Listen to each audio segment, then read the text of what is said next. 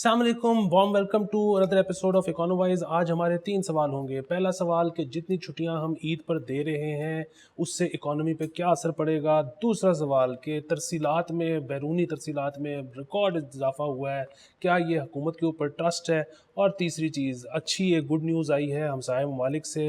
India ने तकरीबन $7 billion के आईफोन एक्सपोर्ट किए हैं, जो कि 2021 से 3 गुना ज़्यादा हैं। तो उसके ऊपर भी बात करेंगे, ये सब इंट्रो के बाद। अच्छा अली, 5 छुट्टियां दे दी हैं हुकूमत ने ईद के ऊपर, और मुझे पता है आपके ख़यालात मेरे से यकसर मुख्तलिफ पाए गए हैं इस मौजू पे। और ज़ाहिर है अब ये भी कहने के लिए आ गया है आप जैसे लोगों के पास जो कि ज़्यादा छुट्टियां चाहते हैं कि कतर ने 11 छुट्टियां दे दी हैं ईद पे। लेकिन मसला फिर वही है कि उन्होंने सजदियाँ भी हैं ने, तो हमारा बनता है इतनी छुट्टियां करना। छुट्टियों में मेरे ख्याल है कोई मसला नहीं है, आम दिनों में काम करना चाहिए। तो जो लोग आम दिनों में काम नहीं कर रहे ना, वो फिर जब बाद में कहते हैं सारा दिन ट्विटर पे बैठे रहते हैं, और फिर उसके बाद जब छुट्टियां लंबी हो जाती हैं फिर लंबे लंबे थ्रेड करते हैं कि इस मुल्क को अफोर्ड हो सकता है। 3 घंटे तो रोज़ तुम ट्विटर पर ज़ाया करते हो, उसके बाद काम क्या होना है। तो लेकिन ये मेरे अच्छा, सो एक इसका ना ये हो गया, एक पैरेलल इकोनॉमिक रैशनल ये है कि साल में फिक्स्ड टाइम स्लॉट के ऊपर इस तरह के जो लंबी बाउट्स हैं वेकेशन की, ये भी एक्चुअली इकोनॉमी का इनेबलर होती हैं। सो मसलन जिस तरह चाइनीज़ न्यू ईयर है, चाइनीज़ न्यू ईयर की जो छुट्टियां हैं वो चाइना का सबसे ज़्यादा हैपनिंग इकोनॉमिक सीज़न होता है। मतलब ईद पाकिस्तान में एक बड़ा हैपनिंग इकोनॉमिक सीज़न होता है, बट लंबी छुट्टियों से एक चीज़ ये होती है कि जिस तरह ट्रैवल है, रिक्रिएशन है, फूड है, इस तरह की इंडस्ट्रीज़ जो हैं इनके लिए ये बड़ा क्रिटिकल बूस्टर होता है, और उनको मतलब जिसको कहते हैं ना, उन इंडस्ट्रीज़ की थ्राइविंग और ग्रोथ के लिए भी ये बड़ा एक क्रिटिकल एलिमेंट होता है। तो मतलब मेरा नहीं ख्याल है कि इस चीज़ से कोई फ़र्क पड़ता है कि आप साल में 2-3 फेस्टिवल्स के ऊपर लंबी ड्यूरेशन की छुट्टियां देते हैं। मतलब अगर आप वेस्ट की बात करें तो मतलब ईस्टर भी तकरीबन कुछ 3-4 छुट्टियां होती हैं। अमेरिका में थैंक्स गिविंग वीकेंड भी नॉर्मली लंबा ही हो जाता है। उसके बाद फिर वहाँ पे बाकी छुट्टियों पर भी कोशिश ये की जाती है कि उसको किसी वीकेंड के साथ मिला लें ताकि थोड़ी लंबी हो जाए। तो मतलब उनका प्रेसिडेंट डे है, कोलंबस डे है, ये हमेशा किसी पीर पे होता है अगर हम, तो वो है। फिर उसके बाद क्रिसमस हॉलीडेज़ होती हैं, उसके बाद ईस्टर ब्रेक होती है। तो ये जो लंबा वेकेशन है ये मतलब इसको आउटराइटली डिसमिस कर देना कोई इतना मतलब इफ़ेक्टिव चीज़ नहीं। दूसरी चीज़ फ्रैंकली प्रोडक्टिविटी का ताल्लुक नंबर ऑफ़ डेज से नहीं है, प्रोडक्टिविटी का ताल्लुक प्लानिंग से है, प्रोडक्टिविटी का ताल्लुक वो जो 8 घंटे आपके पास हैं उनमें काम करने से है। वो हम नहीं करते, हमारा वर्क एथिक बहुत बुरा है, तो उसकी वजह से प्रोडक्टिविटी हमारी कम है। मगर ये जो शहबाज शरीफ ग्रुप है जिसके ख्याल में मतलब अब वैसे तो फ्रैंकली शहबाज शरीफ साहब को अपलॉड करना चाहिए कि इस दफ़ा उन्होंने 5 छुट्टियां दे दी हैं ईद पे, वरना जो उनका पुराना माइंडसेट था कि हफ्ते की छुट्टी भी ख़त्म कर दो और ये कर दो और वो कर दो, मतलब humans are design this way, they need break. और दूसरा ये जो लंबे वेकेशन के पैच हैं इनका भी एक इकोनॉमिक यूटिलिटी है, ये इकॉनमी के सर्टन सेक्टर्स को बूस्ट करने के लिए बहुत ज़्यादा क्रिटिकल है। मतलब डोमेस्टिक टूरिज़म है, इवन इंटरनेशनल टूरिज़म अगर आप किसी स्टेज पर अट्रैक्ट करते हैं तो उसके लिए भी ये चीज़ें जो हैं वो काफ़ी ज़रूरी हैं। और दूसरा ये भी है कि 2 दिन तो वैसे ही वीकेंड है, हफ्ता इतवार, तो मतलब मुझे समझ नहीं आई कि लोग इतना फस क्यों क्रिएट कर रहे हैं इसके ऊपर। अच्छा, हुकूमत इस वक्त जो है विक्ट्री लैप लिए जा रही है। उनके ख़्याल में तरसीलात जो हैं वो बहुत ज़्यादा उनमें इजाफ़ा हो गया है पिछले महीनों की निस्बत। और ओवरसीज़ पाकिस्तानी पैसे भेज रहे हैं बहुत ज़्यादा, और इसका मतलब है कि वो इस हुकूमत पे ट्रस्ट कर रहे हैं। क्या ऐसी बात है? मार्च के ऊपर है, मार्च जो है बेसिकली वो है रमज़ान का महीना। तो रमज़ान और ईद में वैसे ही एक स्पाइक आती है, मतलब ये किसी कॉमन सेंस वाले आदमी को भी पता होनी चाहिए। पहले तो मतलब उन सहाफ़ियों को सलाम करना चाहिए जो अखबारों में खबरें लगा देते हैं। मतलब फ्रैंकली 2 चीज़ें ही हो सकती हैं, या तो कॉम्प्रोमाइज़्ड हैं या बिल्कुल ही मैले हैं। और क्योंकि मतलब बड़ी कॉमन सेंस की चीज़ है, और ये एक्चुअली अगर आप हिस्टोरिकल डाटा उठा के देख लें तो आपको पता चल जाएगा इसके ऊपर कि रमज़ान और ईद ये 2 सीज़न ऐसे होते हैं। तो कह रहे हैं कि 7 माह की सबसे ज़्यादा रिकॉर्ड तरसीलात आई हैं, तो 7 माह की ज़ाहिर सी बात है, 7 माह में पहली दफ़ा रोज़े और ईद आई है, तो उसी पे आनी सी, और क्या होना था यार। हाँ, मतलब रोज़ों में तो हाँ, अमूमन जो लोग बाहर भी रहते हैं बाहर वो ज़कात इधर ही देते ज़कात हैं। इधर ही देते हैं। अभी बड़ी ईद के ऊपर एक और स्पाइक आती है वहाँ पे, मतलब जब ये आपकी कुर्बानी भी वो इधर ही कुर्बानी, करते हाँ, हैं। कुर्बानी भी इधर करते हैं, उसके अलावा वैसे भी सोर्स। लेकिन सबसे ज़्यादा जो मतलब एक्चुअली मतलब मेरा अपना ख्याल है कि जब अप्रैल की रेमिटेंसेस आएंगी तो वो शायद मार्च से भी ज़्यादा इसलिए होंगी क्योंकि ईद पे रेमिटेंसेस हिस्टोरिकली सबसे ज़्यादा आती हैं। मतलब वो या तो वो मार्च के एंड आखिरी हफ्ते में अकोमोडेट हो गई होंगी क्योंकि ईद इस दफ़ा को 20-21 के आसपास है, हुँ। तो वरना वो उसका बल्क जो है वो एक्चुअली पहली अप्रैल के बाद आएगा, तो मतलब वो देखना पड़ेगा। लेकिन मार्च अप्रैल दोनों में रेमिटेंस अच्छी होनी चाहिए थी, मतलब ये कॉमन सेंस की बात थी। मतलब इस पे समझ नहीं आई कि ये मतलब ये समझ नहीं आती कि अखबार का फ्रंट पेज और जियो की दूसरी हेडलाइन कैसे बन जाती है। अच्छा, आखिरी हम जो चीज़ डिस्कस करने लगे हैं अच्छा, मैं, एक चीज़, सॉरी, मैं हाँ, यहाँ पे एक और चीज़ भी हेडलाइन बन जाती है। इस साल महंगाई इतनी, लोग बाज़ारों में कुछ खरीद नहीं रहे। ये हर साल मैं देखता आ रहा हूँ, कल भी मैं देख रहा था। तो ये भी क्लीशेड चीज़ें हैं यार, मतलब इनको छोड़ देना चाहिए अब। मतलब हर साल एक ही स्टोरी कि महंगाई की वजह से अवाम कुछ खरीद नहीं सक रहे हैं। लिबर्टी जाओ, शाम को पार्किंग नहीं मिलती। अवाम उतना ही खरीद रहे हैं, मतलब ये नहीं कि आपको बहुत अच्छा ज़िंदगी गुजर रही है, बट अवाम उतने ही खरीद रहे हैं जितना पिछले साल खरीद रहे थे, जितना उससे पिछले साल खरीद रहे थे। नॉर्मली ये हर दफ़ा एक क्लीशे होता है। फिर पेट्रोल 5 रुपये बढ़े, 10 रुपये बढ़े, 30 रुपये बढ़े, वो एक ही बंदा माइक लेके गवर्नमेंट हमारा ख्याल करे। ऐसे नहीं, मतलब ये जो क्लीशेज हैं इससे थोड़ा सा बाहर निकले। क्लीशेज से बाहर निकले तो मेरा ख्याल है थोड़ा सा शायद ये जो गवर्नेंस वाले डिसीजन है ये भी ठीक होना शुरू हो जाए। बिल्कुल ठीक है। अच्छा, हमसाये मुल्क से बड़ा अच्छी खबर आई है। उन्होंने 2022 में $7 बिलियन के आईफ़ोन जी जी बनाए हैं और ये 2021 के मुकाबले में 3 गुना ज़्यादा जी, है। बिल्कुल ऐसे ही है। तो कॉन्ग्रेचुलेशंस। हाँ जी, बिल्कुल, बहुत अच्छी बात है। और उसमें लेकिन दूसरी चीज़ एक और है जो एक इससे इसी के साथ एक न्यूज़ थी, और वो ये थी कि इंडिया में एप्पल की सेल $6 बिलियन हुई है।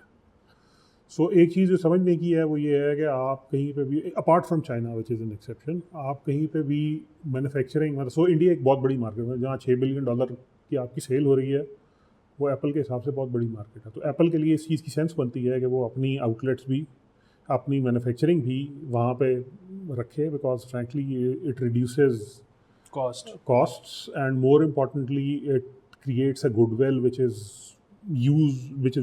basically translates into more equity for brand। मतलब लोग कहते हैं कि एप्पल इंडिया में बन रहा है, अच्छा चलो मैं एप्पल खरीदता हूँ, तो थोड़ा सा ये वाला सेंट। अच्छा, अब यहाँ पर ना ये थोड़ा सा पाकिस्तानियों के लिए बड़ी मतलब वो सोचने समझने वाली चीज़ है। This actually indicates are lost potential. India के अंदर आईफोन इसलिए आया बिकॉज इंडिया दूसरी बड़ी मार्केट है in terms of economy. $6 billion की सेल भी इसीलिए, इवेंचुअली इससे आगे जानी है और जाएगी सेल, और जब सेल आगे जाएगी जाहिर सी बात है उसके फोर्चुनेटली किसी ना किसी सेंस में एक्सपोर्ट्स भी बढ़ेगी। The reason Apple move to India was कि वो एक बहुत बड़ी मार्केट है। आपको याद होगा कि सैमसंग ने भी पाकिस्तान में 2016-17 में एक कोशिश शुरू की थी, बट हमारी जो बाबू पॉलिसी है ऊपर बैठी हुई, वो इसको स्टाइफल कर देती है। मतलब पिछले दिनों ही खबर आई थी जब ये सब कुछ हो रहा है कि इंपोर्ट रिस्ट्रिक्शंस की वजह से जितने फ़ोन मैन्युफैक्चरर जिन्होंने एक्टिविटी एक्चुअली पाकिस्तान में शुरू की थी, नॉट एप्पल बट सैमसंग भी कर रहा था, दूसरे भी कर रहे थे, उन सब ने अपनी प्रोडक्शन रोक दिया बिकॉज उनकी एलसियाँ नहीं खुल रही हैं, सामान नहीं आ रहा है, जाहिर सी बात है वो बनाएंगे क्या। तो अब आप ये सोचें कि इंडिया एप्पल अपनी मैन्युफैक्चरिंग इंडिया में मूव करे और इंडिया की गवर्नमेंट जो है वो चिप्स की एलसी खोलना बंद करता है, तो वो 2-3 महीने में एप्पल भी वहाँ से साफ़ होगा। तो ये बेसिकली प्रायोरिटीज़ की गेम है। जब आप एक दफ़ा इस तरह की चीज़ों की डोमेस्टिक प्रोडक्शन इन्हांस करेंगे तो अल्टीमेटली इसमें पोटेंशियल, और इनको प्रोटेक्शन के बगैर इन्हांस करेंगे तो अल्टीमेटली पोटेंशियल इसी चीज़ का है, मेरिट पे इन्हांस करेंगे तो अल्टीमेटली पोटेंशियल इसी चीज़ का है कि आगे चल के आप इन चीज़ों को एक्सपोर्ट भी करेंगे। बिकॉज फ्रैंकली अगर सैमसंग ने फ़ोन बनाने हैं और उसको ये लगता है कि उसकी जितनी प्रोडक्शन है उसका 8% ग्लोबल का है, 5% या 6% डिपेंडिंग ऑन पॉपुलेशन पाकिस्तान में होगा, तो वो अपनी मैन्युफैक्चरिंग पाकिस्तान में मूव करेगा। जब वो पाकिस्तान में मैन्युफैक्चरिंग मूव करेगा तो फिर उसने जो बाकी छोटी जगहों की डिमांड पूरी करनी है वो भी फिर कोशिश यही करेगा, या हाई कॉस्ट जगहों की डिमांड पूरी करनी है जैसे यूरोप वगैरह है, तो कोशिश यही करेगा कि अच्छा ठीक है, ये एक प्लांट, मेरी फैसिलिटी है, एक प्लांट एग्जिस्ट करता है, मेरी मैन्युफैक्चरिंग बेस यहाँ एग्जिस्ट करती है, तो मैं यहीं से बना के इसको एक्सपोर्ट करूँ। बट फ्रैंकली जिस तरह की पॉलिसीज़ हैं इस वक्त हुकूमत की भी, स्टेट बैंक की भी, उसमें ये होता नज़र नहीं आ रहा है। सॉरी, शुरू में तो ज़िक्र नहीं किया था लेकिन मेरे ज़हन में एक चौथा सवाल आ गया, और वो ये कि जो सुप्रीम कोर्ट ने स्टेट बैंक को कह दिया कि हमें पैसे दें इलेक्शन करवाने के लिए, तो उस पे आपके क्या तासुरात हैं? अच्छा, ये जो है ना, आप आपका चैनल बंद हो जाए तो आपको कैसा लगेगा? कोई नहीं, इसे नवा बना लांगे। अच्छा, ऐसे है कि मतलब मेरा ना एक ओपिनियन है, और वो ओपिनियन ये है कि पाकिस्तान में जो लोग परमानेंट सर्विसेज में जाते हैं ना, एक तो वैसे ही हम बैसियत कॉम बिलो एवरेज ह्यूमन रिसोर्स हैं हम सब, मुझ समेत। दूसरी चीज़, स्पेशली वो लोग जो परमानेंट सर्विसेज में जाते हैं वो बिल्कुल ही फारग होते हैं। मतलब शायद इनको कोई अप्रेंटिस भी ना रखे किसी अच्छी इकोनॉमी वाले मुल्क में, लेकिन यहाँ पर वो यार फ्रैंकली स्टेट बैंक को ही ऑर्डर करना, मतलब इसके रिपोकशंस पे हम बाद में आते हैं। बहुत बेसिक अंडरस्टैंडिंग जो है कि एक सेंट्रल बैंक कैसे काम करता है, ठीक है, उसके ख़िलाफ़ है। द स्टेट बैंक, एक मिनट के लिए हम ये भी सोच देते हैं कि स्टेट बैंक का चार्टर कौन सा है और क्या है और एट्सेट्रा एट्सेट्रा, ठीक। एक पूरे लीगल प्रोसेस के बगैर ये बेसिकली पता है जजमेंट किस तरह की है? जजमेंट उसी तरह की है जिस पे हमें बार उन्होंने रेकॉर्ड एक और कारके पे जुर्माने ठोक दिए थे, क्योंकि वो हमने बार उन्हों के साथ किया था। ठीक है, मतलब अगर मैं आप ये कहें कि मतलब इफेक्टिवली एक मिनट के लिए छोड़ देंगे हरकत सुप्रीम कोर्ट ने की है, जो उससे भी ज़्यादा अपसर्ड चीज़ है। ठीक है, आप अज्यूम करें कि फाइनेंस डिवीजन एक सर्कुलर निकाले कि पेप्सी इंटरनेशनल के पाकिस्तान के अकाउंट से $10 मिलियन उठा के बगैर किसी वजह के फॉरेन इधर ट्रांसफ़र कर दीजिए, और कोई प्रेसिडेंट लॉ एग्जिस्ट नहीं करता है, इसकी कोई प्रेसिडेंस एग्जिस्ट नहीं करती है। ठीक है, तो उसके बाद क्या होगा आपके साथ? ठीक है, ये वही हुआ है, मतलब पैसे स्टेट बैंक के नहीं हैं। ठीक है, स्टेट बैंक एक सेंट्रल बैंक है, लेंडर ऑफ लास्ट रिजॉर्ट है, करेंसी मैनेज करता है, करेंसी इशू करता है, और फिर आगे स्टेट बैंक वो करेंसी या गवर्नमेंट को दे सकता है या बैंकिंग सेक्टर को देता है। अब तो गवर्नमेंट की भी इमरान खान साहब पार काट गए थे उसके जाते जाते। ठीक है, फिर दूसरा यही सुप्रीम कोर्ट भूल गई है कि 1.5-2 साल पहले जब स्टेट बैंक एक्ट आया था तो इसी के पास किसी ने को दरख्वास्त डाली थी कि जी चीफ साहब इसके ऊपर आप हमें फैसला करके दें या मुल्क की खुद मुख्तारी, तो उन्होंने उसको खुद स्ट्राइक डाउन किया हुआ। ठीक है, तो मतलब वो petition I think registrar level पे उन्होंने खाली कर दी थी कि ये मेंटेनेबल ही नहीं है सुप्रीम कोर्ट में, विच बेसिकली मीन्स के वो एक्ट एग्जिस्ट करता है, someone approach Supreme Court refuse to look at it. ठीक है, उस एक्ट के तहत स्टेट बैंक ऑफ पाकिस्तान के फंक्शन के बारे में कोई अदालत सवाल नहीं कर सकती, उसमें चैलेंज ही नहीं किया जा सकता। और आप स्टेट बैंक को डायरेक्शन दे रहे हैं कि गवर्नमेंट के पैसे जो उसके पास पड़े हैं, फेडरल कंसोलिडेटेड फंड, उसमें से पैसे निकाल के आप बगैर गवर्नमेंट के पूछे, बगैर गवर्नमेंट के अप्रूवल के उसको आगे पास कर दें। हम बहुत क्लियर हैं इस चीज़ के ऊपर इलेक्शन वाले मामले पे, मतलब ये गवर्नमेंट गलत कर रही है। ठीक है, लेकिन फ्रैंकली इस वक्त जो सुप्रीम कोर्ट कर रही है वो हमाकत है।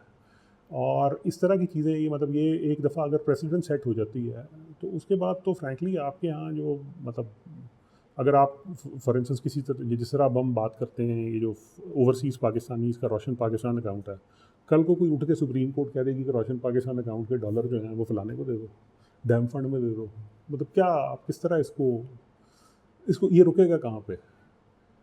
ठीक है, सुप्रीम कोर्ट अगर कंटेम्प्ट लगाना चाहती है फाइनेंस मिनिस्टर पे, सेक्रेटरी फाइनेंस पे, पूरी फाइनेंस डिवीजन के ऊपर, बिल्कुल लगाए,